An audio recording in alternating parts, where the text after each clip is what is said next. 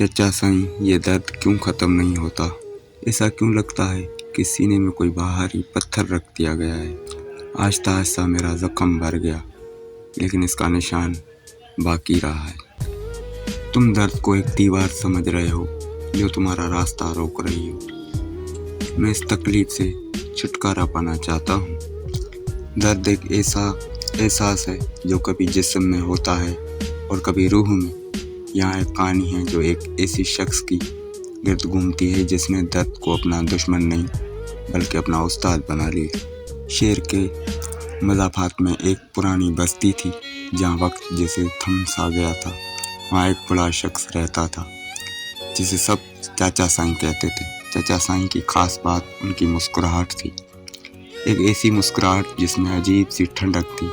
लेकिन बस्ती के लोग जानते थे कि चाचा साईं ने अपनी ज़िंदगी में बहुत कुछ खोया है। एक दिन एक नौजवान जिसका नाम असलम था चाचा साईं के पास बैठा था। असलम की आंखों में नमी थी और लहजे में कड़ाहट। उसका कारोबार डूब चुका था और जिस शख्स से उसे उम्मीद थी उसने पीठ फेर ली थी। चाचा साईं, ये दर्द ख़त्म क्यों नहीं होता? असलम ने ससकती हुई पूछा। ऐसा क्यों लगता है कि सीने में कोई भारी पत्थर रख दिया गया है? मैं इस तकलीफ से छुटकारा पाना चाहता हूँ। चाचा साईं ने खामोशी से हुक्के का कश लगाया और दूर ऊपर की तरफ देखते हुए बोले, बेटा, तुम दर्द को एक दीवार समझ रहे हो जो तुम्हारा रास्ता रोक रही है, जबकि दर्द तो एक दरवाज़ा है जो तुम्हारे अंदर की दुनिया की तरफ खुलता है।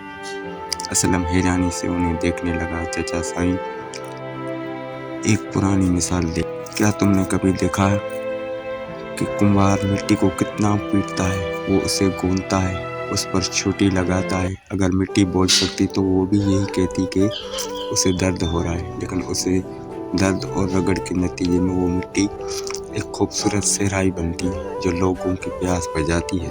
चाचा साईं ने असलम का हाथ थामा और कहा, दर्द का मकसद तुम्हें तोड़ना नहीं बल्कि तुम्हें तर्शाना होता है। जब इंसान का दिल टूटता है तो उसके अंदर की अना भी टूट जाती है, और जब अना टूटती है तभी इंसान को दूसरों का दुख महसूस होना शुरू होता है।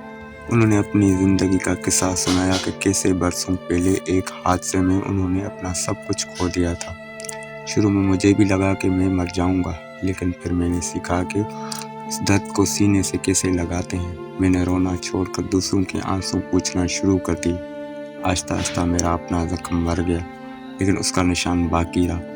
वो निशान जो मुझे याद दिलाता है कि मैं कितना मजबूत हूँ। रात गहरी हो रही थी। असलम को महसूस हुआ कि उसका दिल का दर्द बोझ कुछ हल्का हो गया। उसे समझ आ गई कि दर्द ज़िंदगी का खात्मा नहीं बल्कि एक नई सबक का आगाज़ है। जिस दिन हम दर्द से भागना छोड़कर उसे कबूल कर लेते हैं, उसी दिन से हमारी शफा शुरू हो जाती है।